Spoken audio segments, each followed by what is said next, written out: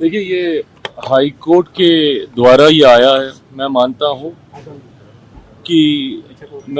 हूँ कि अभी यकीनन इस पे रिव्यू की संभावनाएं बाकी हैं। धार्मिक आधार पर वेशभूषा के साथ भेदभाव करना मैं और मेरी पार्टी इसे उचित नहीं मानती है। हर धर्म की अपनी परंपराएं हैं, हर धर्म से जुड़े हुए वेशभूषाएं हैं, आचरण हैं। ऐसे में इन व्यक्तिगत विषयों के ऊपर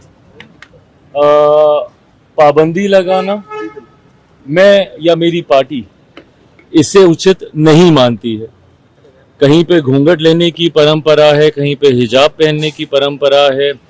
हम लोगों ने देखा पीछे पार्लियामेंट में भी एक दिन विषय उठ गया था लुंगी को लेकर, धोती को लेकर।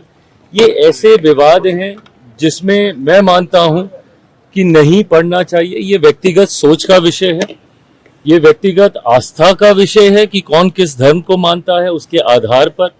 अब हम लोग मंदिर जाते हैं, धोती कुर्ता हम लोग पहन के जाते हैं, गमछा हम लोग रखते हैं, तो ऐसे में कहीं पे घूंघट की परंपराएं हैं। तो ऐसे में मुझे नहीं लगता कि यह उचित है।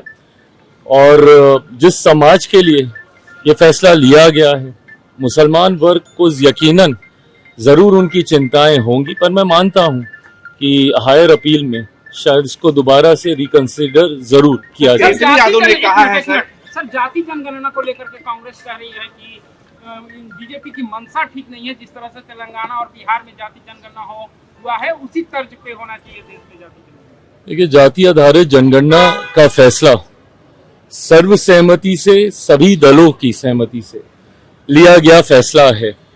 बिहार में जब जाति आधारित जनगणना हुई थी उस वक्त भी बीजेपी के ऊपर सवाल उठाए गए थे, बट बीजेपी की राजकीय इकाई ने पूर्णतः इसमें अपना समर्थन दिया था, साथ दिया था। प्रधानमंत्री जी की सोच जाति आधारित जनगणना को लेकर रही है। गृह मंत्री जी ने सदन के पटल पर इसके बारे में कमिटमेंट दिया है कि हम लोग करा रहे हैं। और अब जिस तरीके से जनगणना की शुरुआत हुई है, फॉर्म अगर आप देखेंगे उसमें इन तमाम कैटेगरीज को डाला गया है, इनकॉर्पोरेट किया गया है। अब इसको ऐसे नहीं डाला गया, इसको वैसे नहीं डाला गया। अब हर चीज विपक्ष सोचे कि भाई वर्ड टू वर्ड आपके हिसाब से होगा, नहीं होगा। जाति आधारित जनगणना का होना मैं और मेरी पार्टी इसीलिए जरूरी मानती है क्योंकि कई योजनाएं उस जाति को मुख्य धारा के साथ जोड़ने की सोच के साथ बनाई जाती हैं। ऐसे में सरकारों के पास जातियों के सही आंकड़े होना जरूरी है ताकि राशि का आवंटन उस आधार पे किया जा सके, नीतियों का निर्माण उस आधार पे किया जा सके। कई बार माननीय न्यायालय के द्वारा भी आंकड़े सरकार से मांगे जाते हैं जो कि लंबे समय से अधिकृत आंकड़े भारत सरकार के पास नहीं है। एक लंबे समय के बाद जाति आधारित जनगणना हो रही है। मुझे लगता है हर किसी को इसमें सकारात्मक सोच के साथ अपना योगदान देना चाहिए। हर चीज में कमी ढूंढना विपक्ष का यही एकमात्र काम रह गया, तो ये स्वस्थ लोकतंत्र की परंपरा नहीं है। प्याज का दाम अचानक बढ़ा है सर, कैसे देखते हैं? देखिए, जिस तरीके से चीनी के दामों में वृद्धि देखने को मिली है, कई बार आशंकाएं उठती हैं कि इसमें कहीं ना कहीं कोई धांधली हो रही है, कोई होर्डिंग हो रही है। सरकार ने हर स्तर पर अपनी तरफ से इसमें जांच कराई जा रही है। विपक्ष कई बार भ्रमित करने का भी प्रयास करता है, इथेनॉल को लेकर, विभिन्न चीजों को लेकर, उस वजह से ये हो रहा है, इस वजह से ये हो रहा है।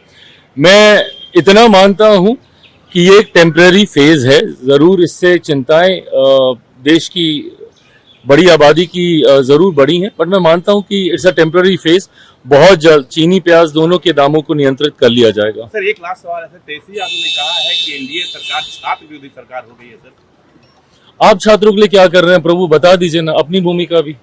आप नेता प्रतिपक्ष हैं, छात्र की आवाज बनने की जिम्मेदारी आपकी है। अगर हमारी सरकार, अगर आपकी बात को मैं मान भी लूं, तो चिराग पासवान तो गया ना छात्रों से मिलने, और चिराग पासवान गया ना मुख्यमंत्री से मिलने।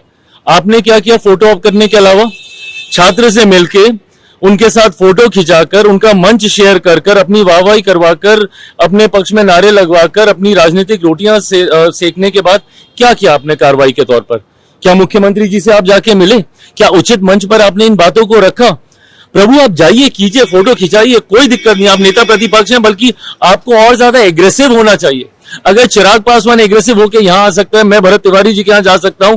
मैं हर चीज में सत्ता का हिस्सा होने के बाद अगर मैं इन विषयों को पहुंचा सकता हूं जो मैं मानता हूं कि मेरी जानकारी के हिसाब से सही है, जायज है और उसके ऊपर सुनवाई होनी चाहिए, अगर मैं वो सेतु बन सकता हूं, तो आपको तो अधिकृत तौर पे आपको ये मैंडेट विपक्ष में रहने का सिर्फ विदेश घूमने के लिए नहीं मिला है ना।